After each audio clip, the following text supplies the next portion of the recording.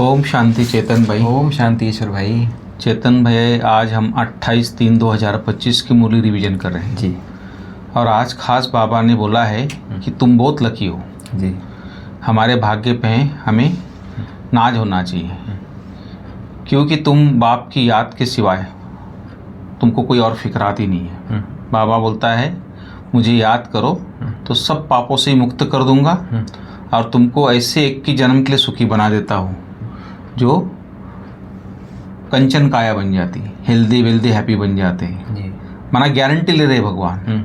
तो इतनी सुंदर बात बाबा ने आज ये कही है कि तुम बहुत लकी हो क्योंकि तुम्हें बाप की याद के सिवा और कोई फिक्रात ही नहीं है। इस बाप को तो फिर भी बहुत ख्यालात चलते हैं। ब्रह्मा बाप की बात करें बाबा, इनको फिर भी ख्यालात चलते रहते हैं क्योंकि इतना बड़ा यज्ञ चलाना है। लेकिन जो हम बच्चे समर्पित है बाबा के, तो हमें तो खास, हम तो बहुत निश्चिंत है क्योंकि हर बात बाबा बैठा है, हम तो कठपुतलियों की सेवा कर रहे हैं। जी। तो बहुत अच्छी बात है। फिर बाबा प्रश्न में कहते हैं कि बाप के पास जो सपूत बच्चे हैं उनकी निशानी क्या होगी। बाबा बोलते वे सभी का बुद्धि योग एक बाप से जुड़ाते रहेंगे, सर्विसेबल होंगे, अच्छी रीति पढ़कर औरों को भी पढ़ाएंगे, बाप के दिल पर चढ़े हुए होंगे। तो ऐसे सपूत बच्चे ही बाप का नाम बाला करते हैं। जो पूरा पूरा नहीं पढ़ते हैं, औरों को भी खराब करते हैं, यह भी ड्रामा में नूंद है। हाँ, ऐसे बच्चों को भी ड्रामा में नूंद है बाबा बोलता है। फिर आज गीत है ले लो दुआएं माँ बाप की। तो ये मुख्य बातें हैं। तो मैं समझता हूँ कि आप डिटेल में थोड़ा आज की मुरली की जो बाबा ने शिक्षाएं दी है इसके ऊपर आप डिटेल चर्चा कीजिए, बताइए। ओम शांति। ओम शांति। पिछले दिन की मुरली और आज की मुरली जी मोस्टली लिंक है। जैसे आज की मुरली का गीत है जी, ले लो दुआएं माँ बाप की, है ना। सर पे गठरी है पाप की, ऐसे कुछ गीत है। तो बाबा कहते हैं जैसे लौकिक माँ बाप के बच्चे होते हैं वो हद के होते हैं, हद की आशाएं आप तमन्नाएं होती हैं। और यहाँ हैं हम बेहद के बाप के बच्चे। जी। तो जो माँ बाप की दुआएं किनको मिलती हैं? जो सपूत बच्चे होते हैं जी, जो आज्ञाकारी होते हैं, जो फरमान बरदार होते हैं, माँ बाप के कहने पर चलते हैं, सबको सुख देते हैं जी। वो सपूत बच्चे ही माँ बाप की दुआएं लेते हैं। बिल्कुल। तो ऐसे ही बेहद के बाप की हम बच्चों को दुआएं लेनी है। बाप का नाम बाला करना है जी, सर्विसेबल बनना है और श्रीमत पर चलते रहेंगे तो उच्च पद भी पाएंगे और दुआएं भी मिलेंगी। और बाबा ने कहा जो झरमुई झगमुई पर चिंतन पर दर्शन में ये समय बर्बाद करते हैं वो कपूत बच्चे हो जाते हैं। सपूत बच्चे बनना है, माँ बाप की दुआएं लेनी है तो सपूत बच्चे जरूर बनना है जी। तो ये प्यारे बाबा की मुरली आज बहुत धारणा मूर्त मुरली है जी।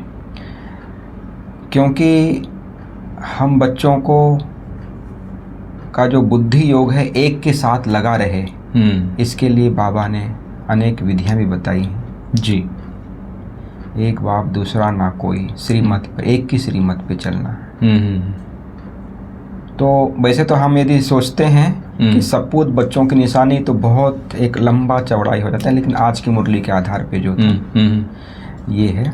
और आज प्यारे बाबा ने हम बच्चों को ड्रामा और विनाश जी, ये दो विषय पर भी खास आज समझानी दी है। बिल्कुल। क्योंकि बाबा कहते हैं जो पुरानी दुनिया है, इस चक्र चलता है ना, सतयुग त्रेता द्वापर कलयुग जी, तो ये भी कलयुग चल रहा है।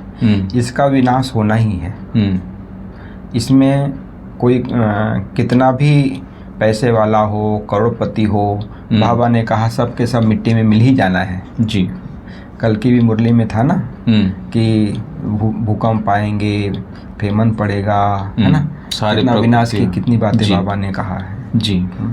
तो बाबा ने कहा जैसे ये पुरानी दुनिया का विनाश और स्थापना कार्य का कार्य साथ साथ चल रहा है। तो हम बच्चों को बाबा सतयुग की दुनिया के लिए तैयार कर रहे हैं और विनाश की भी पूरी तरह से तैयारी चल रही है जी।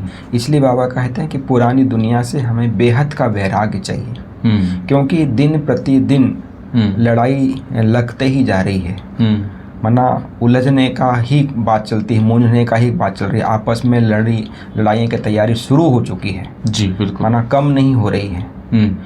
और इन बातों को बेचारे दुनिया वाले नहीं जानते हैं। वो तो कहते हैं कि शांति हो जाए, ये है। लेकिन ये जब पुरानी दुनिया ख़त्म होगी तब सतयुग की दुनिया आएगी। ये ड्रामा में पार्ट है जी, क्योंकि ये चक्र है, चलता ही है। फिर सतयुग की दुनिया आना है तो पुरानी कलयुग की दुनिया को ख़त्म होना ही बिल्कुल। तो बाबा कहते हैं ऐसे समय में तुम्हारे में भी कुछ थोड़े बच्चे हैं जो परमात्मा बाप को पहचानते हैं और स्थापना के कार्य को आगे बढ़ाते हैं। हर कोई एक जैसा तो नहीं होता है, जैसे पढ़ाई में भी होता है जी, नंबरवार होते हैं। तो बाबा कहते हैं उसके लिए विनाश की दुनिया का जो कार्य चल रहा है उसके लिए पहले से ही हम बच्चों को लायक बनना है। ऐसा ना हो कि हम पढ़ाई को ना पढ़ें और नालायक बन जाए, सर्विस के बदले डिससर्विस हो जाए, है ना। बाबा तो इस मेरी बात में पॉजिटिव लेते हैं कि ये भी ड्रामा में नूद है जी, बिल्कुल। इसमें किसी का दोष नहीं, नंबरवार तो होते ही हैं। लेकिन यदि हम भगवान के बच्चे बन गए हैं, भगवान को पहचान लिया है, तो हमें सत्य एक दुनिया की स्थापना के कार्य में पूरा मददगार बनना है। बिल्कुल।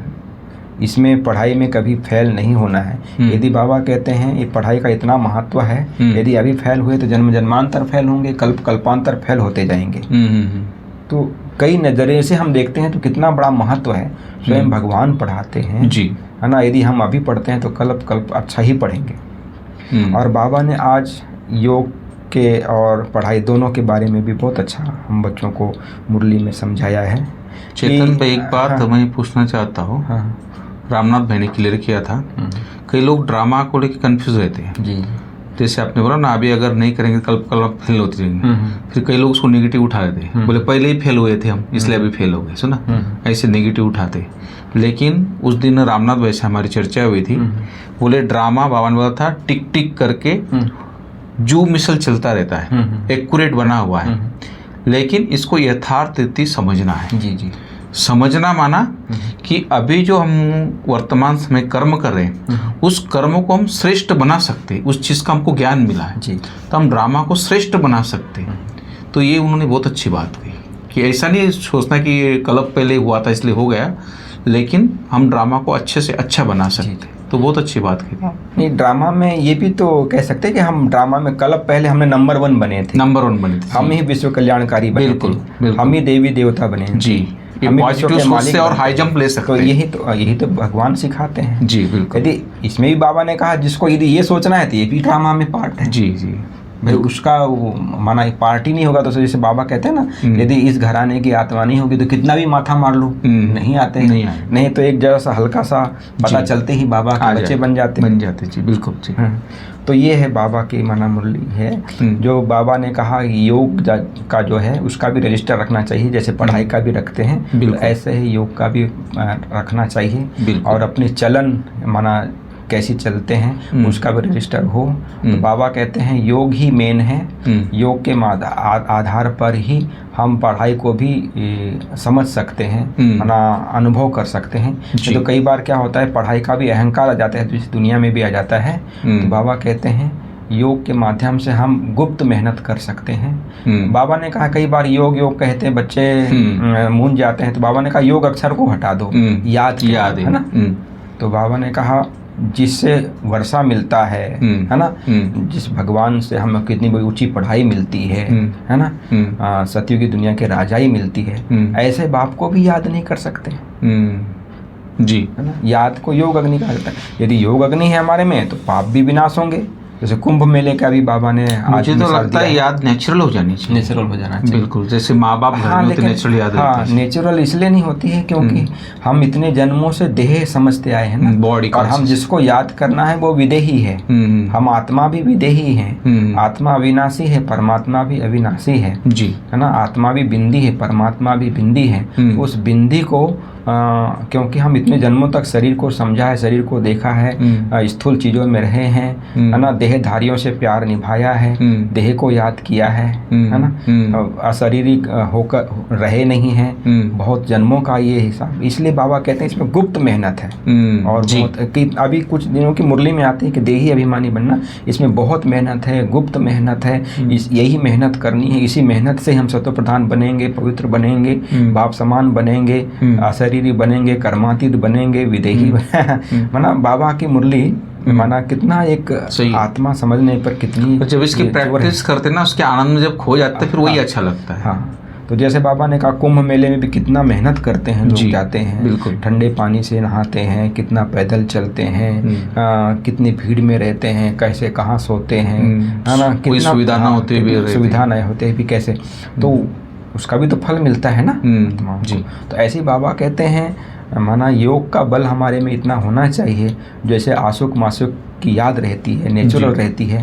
इसलिए बाबा कहते हैं कहीं पर हम घूमने फिरने जाते हैं, एकांत में बगीचे में भी जाकर एकांत में थोड़ा बैठकर बाबा को याद करना चाहिए, उस स्वरूप को याद करना चाहिए, अपने स्वरूप को याद करना चाहिए। तो इससे देह का भान भूलता जाएगा।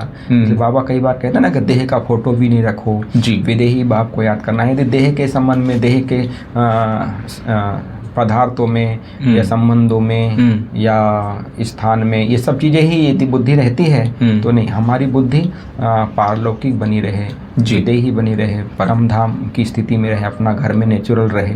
तो ये सब चीज़ें तो बाबा कहते हैं सृष्टि चक्रों को भी घुमाना है ना। यदि हम याद नहीं करते हैं तो अपना ही खाना खराब कर देते हैं, बाबा ने कहा। बिल्कुल सही। तो बाबा ने ये कहा है कि साइलेंस बल से साइंस पर भी हम विजय प्राप्त करते सही। और बाबा ने आज जैसे हेडिंग में कहा है कि तुम बच्चे लकी हो। इसलिए बाबा ने कहा कि जो ब्रह्मा बाबा है, इतने बड़े यज्ञ की जवाबदारी है, सेंटर्स को संभालना है, इतने सारी बातें आती हैं, कितने तंग करने वाली बातें आती है, कई प्रकार के विघ्न आते हैं, तो इनको निभाने का, इतना बड़ा माता बहनों का संगठन भी संभालना, बहनों को संभालना बहुत बड़ी है ना। आज एक घर में 4 बच्चियां हैं तो भी संभालना मुश्किल है, इतने बच्चों को संभालना तो भी ये बाबा के तो बाबा कहते हैं, बाबा को भी ये लगता है कि मेरे बच्चे मेरे से भी लकी हैं। सही। इसलिए बाबा ने आज कहा निश्चिंत है कि भाई निश्चिंत है, फिर ज्ञान योग करो, खाओ पियोगे, बस सेवा करो। इस ऐसे हमारे ये चीज़ दुनिया में हम कितनी बड़ी भी जवाबदारी है जी, लेकिन ब्रह्मा बाबा जैसी जवाबदारी तो नहीं है ना। नहीं है बिल्कुल, उनके जैसे तो भी बाबा संपूर्ण बनाओ बड़ी हर बार। तो यही तो इसलिए तो बाबा कहते हैं फॉलो फादर। जी बिल्कुल, इतना फुरना बाबा को था, है ना, ख्यालात था। और फिर बाबा कहते हैं चिंत भी थे, माया भी बड़ी दुश्मन है, नाक से पकड़ लेती है, चोटी पकड़ लेती है, खाली उतार देती है। इसलिए बाबा को ये ख्याल चलता है, विचार करना पड़ता है। इसलिए बाबा कहते हैं तुम बच्चे तो बहुत लकी हो, निश्चिंत हो, कि बाबा को निश्चिंत होकर याद करना है, अपनी संभाल करनी है बस। तो बाबा ने फिर ये आत्मा के ऊपर भी आज खास बाबा ने कहता है आत्मा इतनी छोटी, जैसे कल भी बाबा ने कहा था यदि हम हीरे को रखते हैं तो सोने की डिब्बी में रखते हैं, है ना। तो ऐसे ही आत्मा भी है, जैसे तिलक लगाते हैं तो बहुत माना सोने का तिलक की आज बाबा ने बात कही है कि बिंदी रूप में लगाते हैं, तो आत्मा भी बिंदी है, बाप भी बिंदी है। भगवान आकर इस ब्रह्मा के तन में, बाजू में, ब्रह्मा की आत्मा के बाजू में बैठते हैं, हम आत्माओं को इतना पढ़ाते हैं, है ना। तो ये वंडरफुल पार्ट है। तो ब्रह्मा बाबा ने भी अनेक जैसे गुरु किए थे भक्ति मार्ग में, है ना, लेकिन फिर भी गति सदगति नहीं मिली, है ना। तो बाबा कहते हैं जैसे दुनिया में भी ये है ना, जैसे राजाएं महाराजाएं, जैसे कल भी बाबा ने मुरली में कहा था कि सतयुगी जो राजाएं महाराजाएं होते हैं, है ना, फिर त्रेता युग में जो है ना राजाएं होते हैं जी। तो जो महाराजाओं के आगे राजाएं नतमस्तक होते हैं, है ना। तो ऐसी बाबा ने कहा जो सब डबल सिरताज राजाएं होते हैं वो सिंगल ताज वाले उनको नमन करते हैं जी। तो बाबा कहते हैं जैसे मंदिरों में भी उनके बनते हैं जो सब पवित्र होते हैं, माना जो डबल सिरताज होते हैं वो महान पवित्र होते हैं, फिर उनके मंदिर भी बनते हैं, उनकी पूजा आराधना भी होती है। तो आत्मा का पार्ट भी अविनाशी है, तो परमात्मा का पार्ट भी अविनाशी है ना। तो बाबा ने ये भी ये कहा है आज, ये अपने आप से प्रतिज्ञा कर लो, कुछ भी हो जाए आंसू नहीं बहाना है। जी, ये बहुत अच्छी बात बाबा लास्ट में जब पूरी मुरली बाबा सुनाते, फिर लास्ट में बच्चों के लिए अपने प्रेरणाएं देते, माना एक होमवर्क दे देते कि क्या करना है तुमको। तो जैसे आज बाबा ने बोला कि झरमुई झगमुई वार्तालाप करके ये वातावरण को खराब नहीं करना है, कभी कोई भी बात उसको संभालो, माना उसको बढ़ा के वातावरण खराब नहीं करना है कोई बात का। फिर बोलते कि एकांत में बैठ के सच्चे सच्चे आशिक बन माशूक को याद करो, माना फालतू समय वेस्ट नहीं करो। फिर बाबा बोलते हैं कि बच्चे अपने वाला प्रतिज्ञा करो, आंसू नहीं बहाना। कितनी अच्छी बात है। हाँ, तो क्या होता है ना, बाबा ने ड्रामा का इतना अच्छा ज्ञान दिया है जी। भाई जाना हर किसी को है, जी शरीर छोड़ता है जी, उसका हर किसी का चाहे कारण कुछ भी बनता है, जाने और आने का निश्चित समय है जी, कारण कुछ भी बनता है। कौन कितनी उम्र में है क्या है, बाबा ने कहा दूसरे सेकंड का ही भरोसा नहीं है, तो और क्या है कर सकते हैं। और बाबा का आज वरदान भी बहुत अच्छा है। एक और बात बाबा ने की, चेतन भाई अपना रजिस्टर बहुत अच्छा रखना। हाँ, ये जो रजिस्टर वाली बात है ना, जैसे बाबा ने रात को सोते समय बाबा को सौंप दो सच्चे दिल से, तो धर्मराजपुरी में जाना नहीं पड़ेगा बोले। इसलिए बाबा बोलता है कि अपने आप से पूछना चाहिए। इसलिए बाबा बोलता संग भी अच्छे लोगों का करना चाहिए, जो सर्विसिबल है, ज्ञानी हो गया, ऐसे लोगों का संग करना चाहिए, तो आपका रजिस्टर भी अच्छा रह सकता है उससे। वो उसी को सपूत बच्चे कहा जाता है जी। संग बहुत जरूरी। हाँ, वरदान बताइए। वरदान बहुत अच्छा है जी। जो पावरफुल वृत्ति द्वारा मनसा सेवा करने वाले विश्व कल्याणकारी जी। तो बाबा कहते हैं विश्व की जो आत्माएं तड़प रही हैं जी, अपना रास्ता भूल गई हैं, उनको बाबा कहते हैं साक्षात बाप समान यदि हम साक्षात्कार कराना है तो बाप समान हमको लाइट हाउस माइट हाउस बनेंगे, तब तड़पती हुई आत्माओं को हम रास्ता दिखा सकते हैं जी। बाबा कहते हैं हमारा लक्ष्य होना चाहिए कि कोई भी आत्मा है, कैसी भी आत्मा आए हमारे सामने या नहीं भी आ रही है, तो हर एक को कुछ ना कुछ देना है जी, क्योंकि हम मुक्ति मास्टर मुक्ति जीवन मुक्ति दाता हैं, महादानी वरदानी आत्माएं हैं इस धरा पे, क्योंकि भगवान स्वयं हमें बना रहे हैं, पढ़ा रहे हैं, है ना। तो बाबा कहते हैं एक स्थान में रहते हुए भी मनसा सेवा द्वारा, मनसा शक्तिशाली सेवा द्वारा ऐसा वायुमंडल बनाना है, वाइब्रेशन बनाना है जो विश्व की सेवा हो। चाहे हम भले एक जगह रहते हैं लेकिन हम विश्व के मालिक बनते हैं, विश्व सेवाधारी हैं, विश्व कल्याणकारी हैं जी। तो हम केवल एक पर्टिकुलर स्थान के लिए नहीं हैं, हम पूरे विश्व के लिए हम आत्मा है। परमात्मा के जब बच्चे बन गए तो परमात्मा विश्व का है ना, एक का तो नहीं है जी। तो हम तब विश्व कल्याणकारी तब बन जाएंगे तो हर एक आत्मा से हमारा जुड़ा हो। जैसे बाबा कहते हैं ना कि आधार मूर्त उद्धार मूर्त हो, आप इस कल्प वृक्ष की जड़ें हो, तना हो, हर एक का आपसे कनेक्शन है जी। हर एक पत्ते से लेके टालियों से लेके हर एक का। तो हमारा जो यदि सोच विचार यदि व्यर्थ भी होता है तो उसका भी प्रभाव पूरे वृक्ष पे पड़ता है। बिल्कुल पड़ता है। तो इसका हमें ध्यान रखना है। बिल्कुल। तो जैसे दुनिया में भी आजकल कहा जाता है कि भाई एक्सरसाइज करना है ना, खान पान का ध्यान रखना है, तो ऐसे ही स्लोगन भी अच्छा चल रहा है ऐसा। बाबा ने कहा जैसे शरीर के लिए कहा जाता है ये, तो आत्मा के लिए भी है कि भाई अशरीरी बनने की एक्सरसाइज करना है, और जो व्यर्थ संकल्प हमारे चलते हैं उसकी यदि हम परहेज करते हैं तो बाबा कहते हैं हम सदा तंदुरुस्त रहेंगे। तंदुरुस्त रहेगी, आत्मा हल्की रहेगी, आत्मा का भोजन बाबा प्योर रहेगी, है ना, उड़ती रहेगी, उड़ाती रहेगी, माना कितना भी कार्य करेंगे आत्मा हल्की रहेगी, एकदम शुद्ध रहेगी, हेल्दी रहेगी, है ना। नहीं तो व्यर्थ का जो है ना बोझ बहुत आत्मा में भारी पड़ता है, मन का प्रभाव। सही बात। दुआएं देना दुआएं लेना यदि हमारा चलता रहता है तो आत्मा हल्की रहती है। अभी अव्यक्त इशारे बहुत अच्छे अभी चल रहे हैं बाबा के कि सभ्यता, सत्यता और सभ्यता, है ना। सत्यता को जरूर सिद्ध करना है, बताना है, ऐसा नहीं कि हमें नहीं बताना है।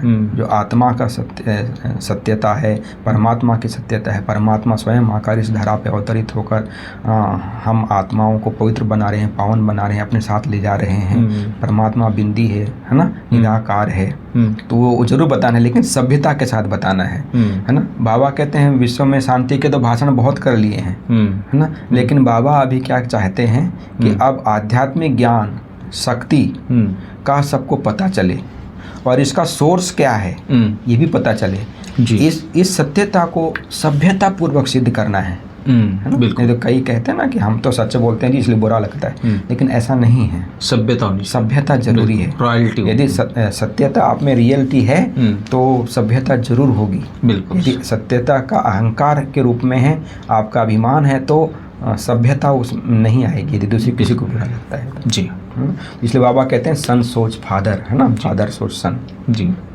तो ये थी प्यारे बाबा की आज की मुरली जी। ओम शांति। ओम शांति। Thank you.